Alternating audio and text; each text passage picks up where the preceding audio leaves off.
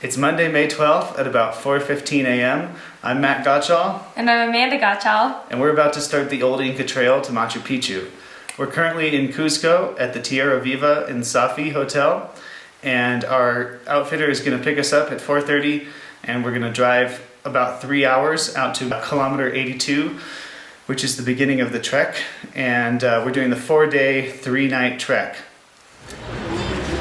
Here's our van, making some last-minute adjustments to the gear on top before we continue on our way. We've made it to kilometer 82. This is where we will be starting from. There's a series of 2 checkpoints. The first one is for the porters to check into the park, and the second one is for us, the tourists, to check into the park. It's probably somewhere around 8 a.m. now, I don't know. But the scenery is magnificent. As you can see, we're here in the mountains, and these mountains are just extremely steep. And there's the river. This is the Wayllabamba River, which follows through this entire valley. And you'll see it when we get to Machu Picchu as well. We'll be following this for a while. And then once we get to Machu Picchu, this wraps around the place where Machu Picchu is situated. It turns out that we're going to be alone in our trek. It's just going to be the 2 of us, which is actually really nice. It makes it pretty much a private trek, and the only reason was that nobody else asked this company to start on this day. So, you know, it'll be 6 of us, 4 porters and the 2 of us. Okay, a short walk to the first checkpoint, and here we are. We're going to sign in, give them our passports. Got our bags all strapped up. Checkpoint. Okay. Yes. You need our passport. You need your passport. All right, we're inside the park. No problem. So they only allow 500 people per day on the Inca Trail. And that's really important to know because you have to book your trek really well in advance. And the 500 people includes the porters and guides. And they told us the ratio is about, if there's 500 people, they said there's about 200 or less tourists and then 300 porters or more. Yes. Angels, trumpet. Yeah, and the Inca sign, so to make some syllogisms, Yeah. the Incas used some plants of some flowers as well. Yeah, like this, for example, Yeah. like coca. Yeah. Ayahuasca in the Amazon. Yeah. Yes, yes. Toxic and hallucinogenic flowers. At our first notable stopping point, we see an old cemetery. It's interesting to see more than one religion represented here. The crosses represent modern Catholic tradition, while all of the graves are facing the local mountain. The Incas felt a spiritual connection with the earth. They believe the tallest mountains house spirits and are givers of life. They mummified the bodies in the fetal position and placed them in tombs facing the mountain. That way, they will be reborn in the next life, entering that world in the same manner they entered this world. Yeah. Yeah. That's the way. Got a pretty good incline now. We're about 1.5 miles or 2 miles in. And it's getting tougher. Definitely want to make sure that you're in decent shape. But not terrible. The trail starts at an altitude of 2,750 meters, or 9,000 feet. It crosses many deep valleys and high mountain passes, constantly going either up or down. That was quite a workout. But the payoff is really nice. Now we're on the other side of the valley, and these mountains, you can't even see the top because they're stuck in the clouds. And there's the valley we just crossed. Certainly, if you're concerned about your fitness level, I would highly recommend hiring a personal porter. You know, Are you okay? they run about 120, I think, for the week. But maybe you can find one for cheaper. The thing is, they'll carry most of your stuff, so you have a lighter bag and just a day pack, and it cuts down the effort that you need to put in. We opted not to have that, but no judgment if you get one. Which is one of the biggest mistakes or the biggest details of the Incas. It's one surprising thing. Yeah. Just in 100 years they developed it. I mean, the agriculture, the architecture. Here we have some local farmers plowing the land with oxen, the old way. We're about 2 hours from our lunch spot today. And then once we get there and finish lunch, we're gonna have about 3.5 to 4 hours till we get to camp for the night.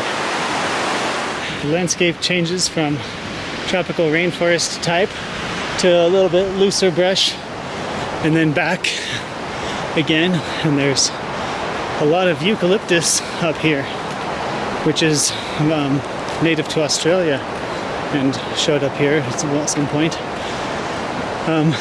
Still probably an hour away from our lunch place. And there's small little huts and homes along the path. Depending on the company you choose, you may be looped into a large group with other tourists. The army of porters in red you're seeing are supporting a group of 27 people. I prefer a bit more solitude, so just the two of us with our guide was perfect. See, he just moved. We have arrived at our lunch place called Wayllabamba. This is an indigenous community that offers their space for a small fee to use for cooking, and they also allow it to be used as a campsite. They provide us with facilities and water and a little bit of shade, but they do live here, so it's very nice of them. I'm grateful for that, and it makes it a little bit easier than having to set up tents everywhere. What'd you think of the first part? It was good. There were some challenging hills, Yeah? but not too bad. For somebody who was going to do this, what would you say based on that first section? What would Pack be as your light one? as you can. Yeah, pack light, huh? I Guys, agree. lunch is ready. After lunch, we have a very steep climb from 3,000 meters up to 3,800 meters, which is the location of our first camp. And it's roughly the same distance as the section we did before lunch, but it's going to be much more difficult. Things are definitely getting harder. I don't think they mention this in any of the guidebooks or whatever. They just say, oh, the Inca Trail. But it's no joke. Definitely past Wayllabamba, up to this checkpoint at least, it's already been a lot harder. And I think it's going to continue to be this way for the rest of the day and then tomorrow. Not for the faint of heart. So this little tip of the mountain that you see here is the highest point on the trail. There's a pass right there, and that's where we're headed. We're gonna get halfway up today and do the other half tomorrow. So that's the goal. Anyway, that's at 4,200 meters, which is just under 14,000 feet. At the Wayllabamba station, we had a chance to weigh our packs on the scale that they have for porters, and I weighed in at 16 kilograms, which I think is around 35, a little over 35 pounds. And Amanda's weighed in at just under 15. Her pack, as a percentage of her body weight, is heavier than my pack as a percentage of my body weight. So, you know, props to her. That's pretty impressive. You know, 35 pounds, 38 pounds, whatever, may not seem like a ton for some people who are out there that have hiked a lot, but the reason why it's a little lighter is because we're not carrying stoves or tents or our own food. A lot of those things are being handled by the porters, even though we are carrying a lot of our own stuff. We're not carrying all of it. So no camp stoves, no cooking gear, no food, no water purification, no tents. That makes a huge difference. I've done trips where I've carried all that, and it's significantly heavier. Between 11 and 14,000 feet, it's a big commitment to be carrying this load around. The porters, though, are carrying 25 kilos max each. They get to camp, set up camp, and cook dinner, or breakfast, or whatever it is, and then they wait for you to finish, clean up, and pack up, hike faster than you, ahead of us, and then set up camp and have food ready again, and they just keep doing that. We're like kind of lagging behind them, and they're leapfrogging ahead, always staying in front of us, carrying more weight, so they're definitely in amazing shape. These mountains are absolutely magnificent. They're so steep. And I live in Boulder, Colorado, and I've been in and out of there over the past 5 years. And even though they're right next to the Rocky Mountains, I mean, these are totally different. They have an entirely different feel. And it's amazing going to different mountain ranges and experiencing what the atmosphere is like. One forest is totally different from the next, and one mountain is different from the next. Even if they're both just mountains, the region gives it a very unique character. The trail crosses back and forth over beautiful, clear streams. The constant sound of running water and the feeling of these handmade wooden bridges enhances the ambiance of the jungle.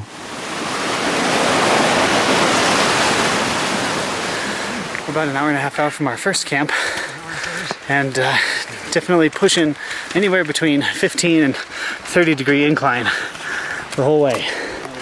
So this is hard. It's pretty relentless, and it doesn't maybe look as steep here, but yeah, believe me, it's steep. It's requiring a lot of endurance. So that's what we're going through right now. We're in a dense, jungly rainforest. Lots of water. There are two things I will say about places like this. First, there aren't many left in the world, and they're worth visiting in a sustainable manner. Second, we should find ways to cut back our consumption and allow the earth and the wildlife to regenerate. They are worth preserving. This is brutal. What? That is all. We got caught in a bit of a rain, and it's trudging constantly up, and the clouds have rolled in. But we think we've arrived at camp, and it is a sight for sore eyes. This has definitely been very hard. It was like doing the Stairmaster for 8 hours with a pack on, according to Amanda. That's pretty accurate. Here's our little house for the night. We have a nice welcome mat of some llama poop. It's really nice, just soft on your feet, gets a little between your toes, makes you feel right at home. Then we have a nice bathroom over here. We're just in between these two giant cliff mountain things, which is awesome. And then this looks like a big prairie over here. There's a couple of other groups here that are camping. But overall, a lot of the people who started today are not camping here because they camped where we stopped for lunch at Wayllabamba. But for whatever reason, I don't know how they arrange it, we are going all the way to this camp on the first day. So we did 4 hours longer than all the other groups, and I still don't know why. But anyway, we got a lot of the big mountain out of the way. Tomorrow we're gonna go the rest of the way, somewhere way up there. So we have made it to camp, and we're gonna have tea time now. It's about 5 o'clock. And there's a great selection of different teas and coffee available, and let's see, I don't have anything else to say, and I'm really tired and my feet really ache. That's all. Thanks for watching. The next video chronicles the second day on the trek. Be sure to find the packing video and the video of Machu Picchu. If you'd like to receive updates on my world travels and see some of my other trips, hit the subscribe button below.